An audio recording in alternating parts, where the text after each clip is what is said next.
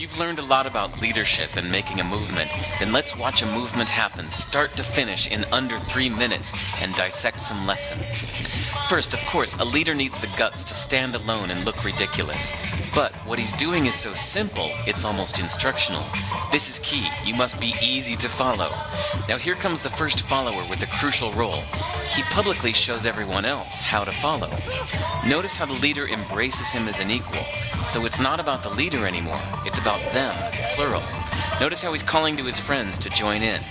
So it takes guts to be a first follower. You stand out and you brave ridicule yourself. Being a first follower is an underappreciated form of leadership. The first follower transforms a lone nut into a leader. If the leader is the flint, the first follower is the spark that really makes the fire. Now here's the second follower. This is a turning point. It's proof the first has done well. Now it's not a lone nut and it's not two nuts. 3 is a crowd and a crowd is news. A movement must be public. Make sure outsiders see more than just the leader.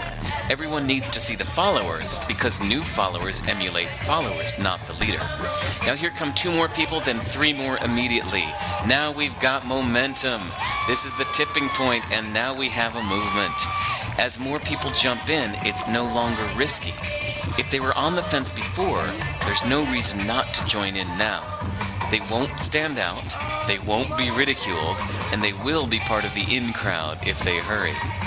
And over the next minute you'll see the rest who prefer to stay part of the crowd, because eventually they'd be ridiculed for not joining.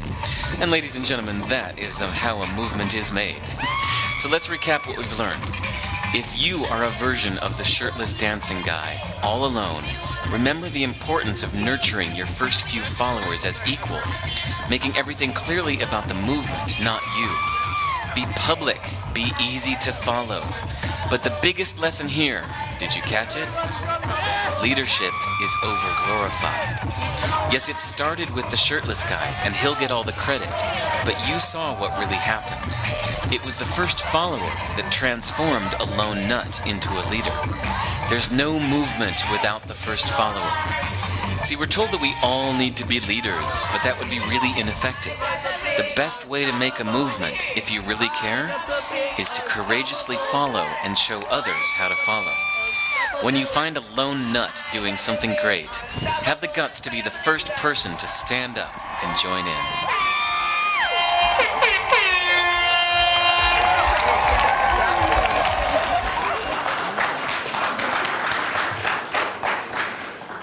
So, if you're here, there's a good chance that you're a lone nut.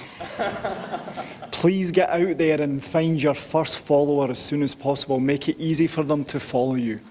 So my name's Keith Ingalls. I'm the Global Director of Growth and Lean Systems for Helix Medical. Growth is our methodology to continuously improve. It stands for get rid of waste through team harmony.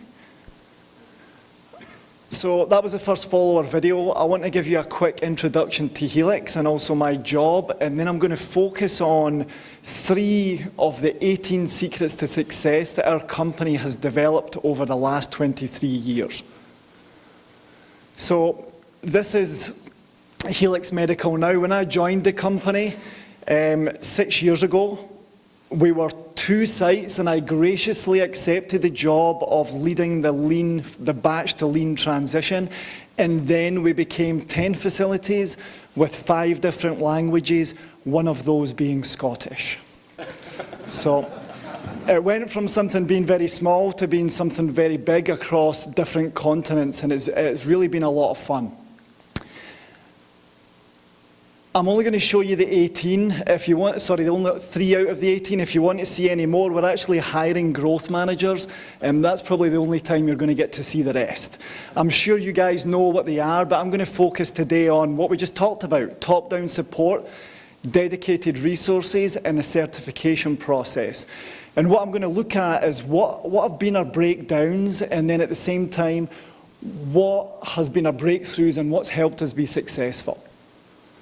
So top-down support, the first one was when we started to get into this, a lot of our management team didn't really know what lean was, and we got a lot of pet projects. So we got a lot of projects that had no impact on the bottom line, And some of these projects were good to do, but really the senior leadership team didn't know what it looked like and what was going to be a good project and what was going to be a bad project. We then had many different flavors of lean to deal with. I'm sure you're experienced with this. As soon as you ask somebody about lean, you'll get 10 different versions of what it was. And in some cases, I made some assumptions myself that what people were telling me was actually what they got and what they understood, and not just something out of a book that they read. And then the other breakdown we had with top-down support is, I know you all recognize this as Six Sigma. We started to try and do this too quickly. Six Sigma is an awesome process. I really like it, but it's very intense.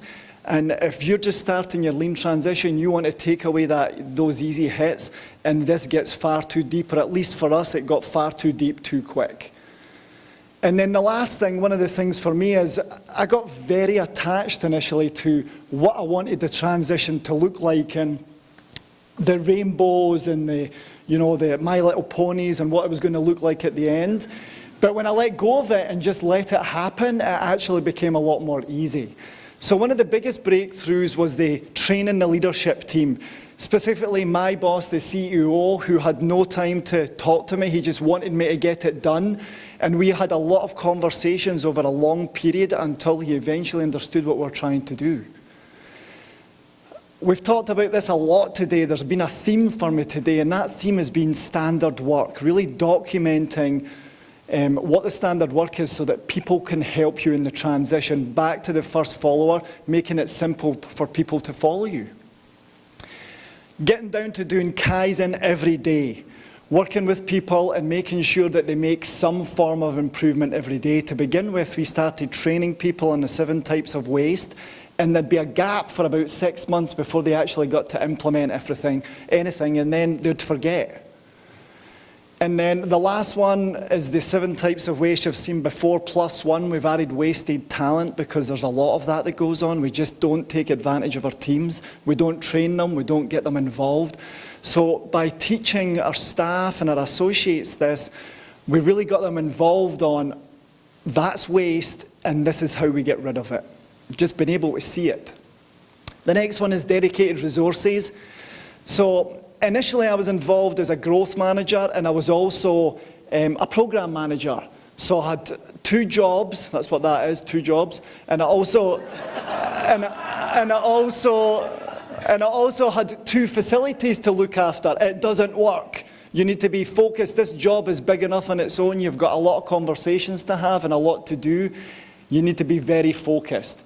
So the breakthroughs on this was that we discovered that 1 growth or 1 lean manager represents really 200 associates. Once you get beyond that number, it starts to get diluted.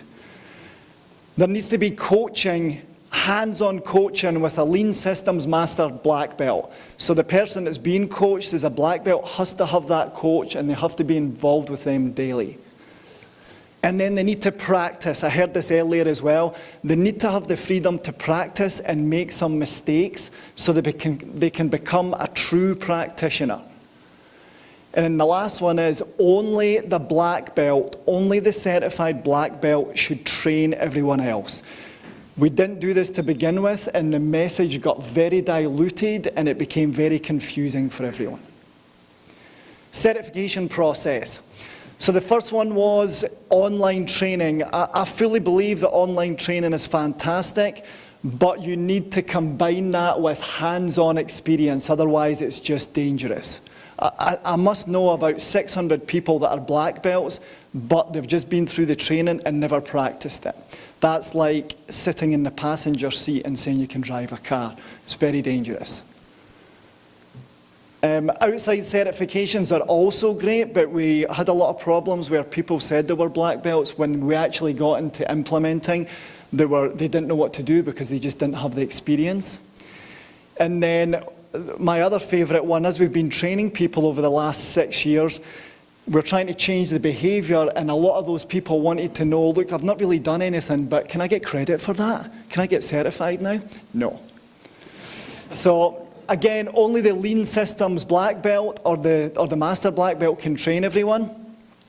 The Lean Systems Black Belt certification, as these gentlemen can tell you, is very intense. They have to do 25 projects with myself. They've got to read 10 books. They've got to know some key tools. I'm sure you could mention a lot, like value stream mapping, things like that. And then at the end, there's a nasty panel interview where they get grilled by the vice president and their boss. So extremely exciting, you know, good stuff. And then they also have to be doing it for at least 18 months. So when I tell people about this, because this is how I was trained, this is not my program, the parent company came in and said, Keith, you're going to do this. And it took me about 2.5 years. But it was awesome. I learned so much. It was like I thought I knew it, but I didn't really. But I really got in depth with this. So these guys are going through the same pain just now. It takes 18 months. So that was it. For me, top-down support is critical. If you don't have it, it's great to work from the middle up, but that's only so effective. You need that CEO telling people we're going to get this done and this is how we're going to do it. You need to have dedicated resources. If you're doing 2 jobs, you're going to end up failing and it's not fun. I've done it, don't do it. And then the last one is certification process. Whoever you're working with, whether it's an outside organization that's helping your organization or you've got an inside certification process, stick to it. And that way you've got a good chance of being successful. I'm going to hand you over to Nathan. All right, folks. So I'm Nathan. I'm going to be talking to you about 5S, in particular audits, and using that for continuous improvement. We've had a little bit of trouble with this, and now I'm sure you're thinking, and a lot of people have asked me whenever I brought this up, they said, why 5S? They said, where does it affect our top line? Where does it affect our bottom line? Where is the savings? Can we not just move on to something bigger? The response that I give them is that this is really like your lean fitness. You know, if you go to the gym and you work out a muscle every day, then over time you'll be able to lift more weight. And 5S, that's your lean fitness. So the more that you practice 5S, the more that you practice your muscle. In this case, that's self-discipline. As you practice that self-discipline, you'll get better and better and you'll lift more weight. More weight in this case is stuff like standard work. A lot of the time, we go through all the pain of we create that standard work, it's very, very good, and then we put it on the floor and nobody uses it. Or there's forms. Lean involves a lot of forms. The forms were made for a reason, but without having that self-discipline, people skip the forms, or they make it up, or they don't fill it out completely. And in that case, you're missing the whole reason why the form was implemented. You still miss stuff, and you still feel all of that pain. So here's our 5S scores originally, and this is in the year of 2014. So they look fantastic. Lots of green, a little bit of red every now and then, but it swings right back up, and it looks great. So everyone said, why in the world should we work on this? By the way, the threshold between red and green is 90%. We use that because we say if you can maintain 90%, then that is a good sense that it will sustain. Now, these scores look great, but once we started to look into it, we noticed a whole lot of issues.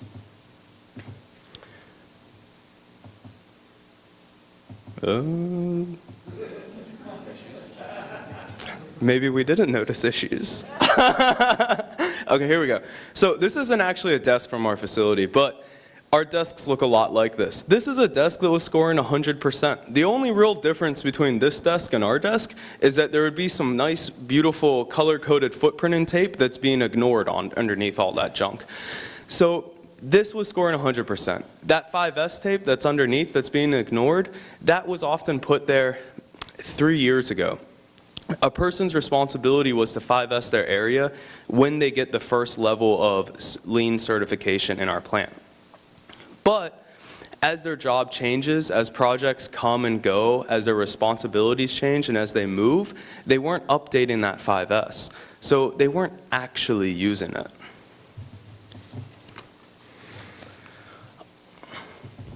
There we go. All right, so another thing was that they're just, in the audits, there weren't really any roles. The one big thing was that the manager was the one performing the audit, and they didn't know how. Once I talked to them, they said, well, I don't know the difference between a 0% and 100%. And that's part of the problem. They were auditing their own areas and their own people. So if they gave it a 0, then it was going to reflect poorly on them. If Alan gave an area a 0 in engineering, then people would say, wow, Alan, what's wrong with your department?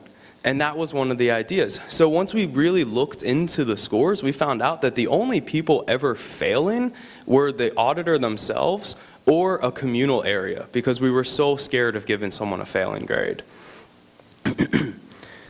So a lot of people, when I started talking about how we should change this, they looked a lot like this fine gentleman. And they were very, very happy, as you can see. They told me there's just no time to make these improvements. The idea was that this was going to take a week. We were going to shut down production, and we were going to have to work for a whole week just to bring this back up to speed. So what are we missing? Two things that Keith talked about. We were missing that top-down support. Because we made assumptions that the managers knew what they were talking about, and we were relying on them to do that, that's where we were failing. They weren't able to actually support this system. Also, we were missing dedicated resources. We had turned this into another 2 jobs situation where we had just tacked this on the end of a manager's job. They have plenty of other stuff to do, but we had said, get it done. So we had a lot of lovely chats about this, and we decided on one really big change, and that is that we created an audit team. So every manager was allowed to elect one person from their department or themselves to the audit team. And they told me, here's your audit team. You will be allowed to use 1 to 2 hours of their time per month.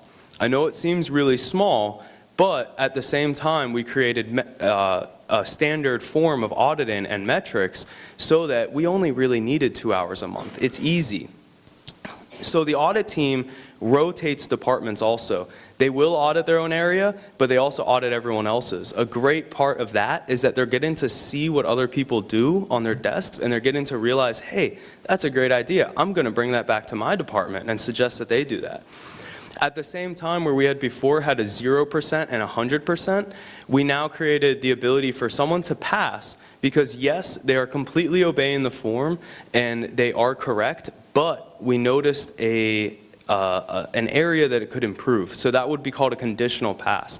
And the way that it goes is that if you get a conditional pass, then it comes with a little note, and you have to address that within the next 2 weeks before the next audit. If it's not addressed, then you will start failing because of that, even though you are in line with the form. So that way, we gave it a platform so that we could continuously improve. We could catch things like somebody's job title changing, and maybe they no longer need a quarantine area on their desk or something like that. This was really all in the spirit of finding that agreement between dedicated resources and top-down support.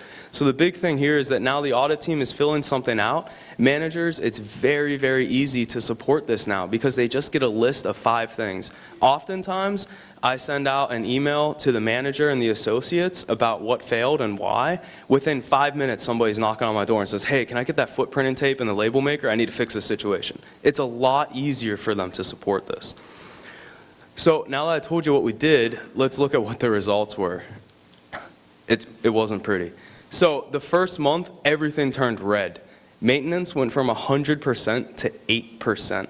It was rough. It was really, really rough. I mean, there were people out in the street crying because they had lost their 100%. In January, though, almost every single score went up. Almost every single one. Extrusion got so revved up that they finally 5S'd their area, so that was great. And then in February, again, we continued that path. Several areas have turned green already and are continuing to turn green. The general manager is going around congratulating people as they turn green, and he's helping offer resources to help them fix the things that they need. Customer service, these ladies are great. They're actually slightly ahead because they're the ones that they were the first follower in this case. It was really cool. The customer service is now telling me what's wrong. I'm going around in the audit and I'm saying, wow, Ann, great job, you passed. And she says, yeah, but you know, I need to fix this. So why don't you put that on there and I'll fix it for the next audit. It's wonderful. There's a lot of things that have gone great, and there are still some things, there's new issues. I'll let you read through that on your own. But what we decided was we're gonna give it about 6 months. We're gonna wait until we hit that plateau, and then we're gonna make sure that we stay steady for 6 months, and then we're gonna figure out a way to address these issues. And here comes Christian with a little bit more information about Indiana.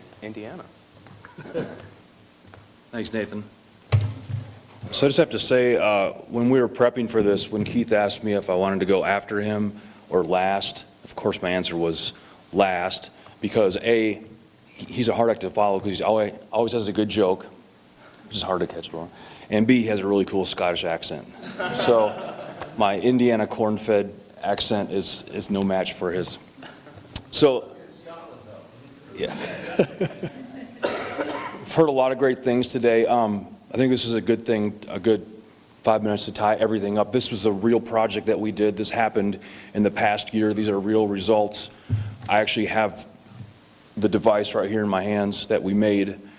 So I'm probably not going to pass this around, but just suffice to say there's a real device. It's not just a widget. This happened over the past year. So we have new technology, and our customer is selling as many as they can sell. So they're coming to us saying, we don't care how many you can make, we want as many as you can get us. So a year ago, we were making about 20 a day. This is a very complicated fiber optic. I'll get into this a little bit, but this is FFR technology. So the doctor uses this. There's a pressure sensor on the end of this, and this is inserted up your femoral artery. So if you have blockages around your heart, this is actually used to measure the pressure, both distal and proximal to that blockage, so you can actually have empirical data of how much that artery is blocked. You know, instead of just looking at a picture, you can say, well, it's 63% blocked, and we need to do a stent, or we need to do a bypass, or whatever. So this is sort of the new technology in fiber optics that does that. So they're selling out. They want more. So what do? We did a lean event called a 3P. Not the 3 Ps we talked about earlier, but a production preparation process where we all got together for a week Kaizen. Our scope was to improve our daily output from 30 to 100. So triple the output of a line. Again, this is what I'm holding here. So just a little verbiage to what I just spoke of. What the FFR technology is. There's probably a few doctors in here that know a lot more about this than I do, so I'm just going to keep moving. Being that this is used in the body, there's obviously a lot of challenges. We've got FDA requirements, our clients' requirements, our internal requirements, operator training records, documentation, approvals, blah, blah, blah. You can't just go out and change something. So we're looking for easy to implement changes. All the changes that we made were made with minimal altercation to the line. We didn't change SOPs or procedures. Prior to getting the lean team involved, the team had went out and they had assessed that they needed 3 more lines to do this 100 pieces. They got a PO from the customer, $1.2 million to buy equipment, machines. And that's when we stepped in and said, hold on a second. You guys haven't even looked at the flow. You haven't looked at the balance.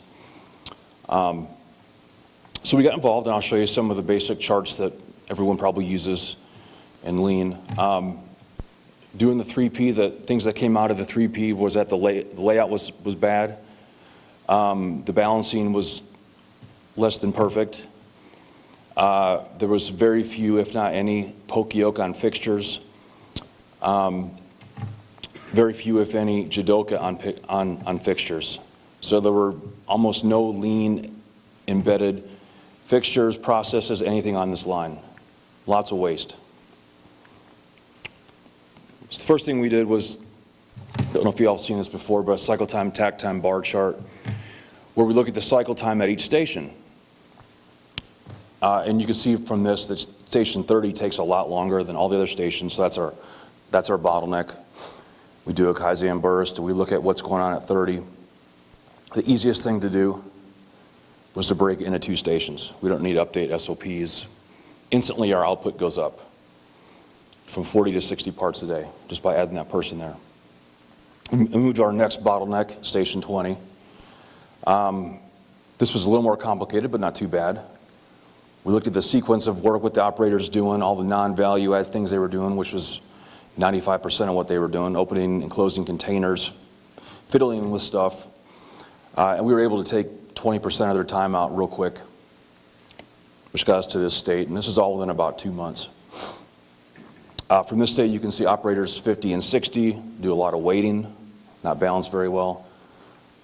We can combine those stations, deploy the operator to do something else. And with a few more tweaks, we get to this situation, 95 parts a day. This is within about 3 months. This is just a graphical of the output. There's some dips and valleys, but you have 3-day work weeks, you have incoming components are out of spec, whatever. There's some blips in there, but the general trend is going up. As of recently, we've completed a second 3P because the demand is continuing to go up. Our current output for each cell is 100 pieces per shift. We've now got 3 shifts running, so we have 300 pieces per line. It was 30 pieces just 1 year ago. So yeah, that's in summary. Any questions? Thank you.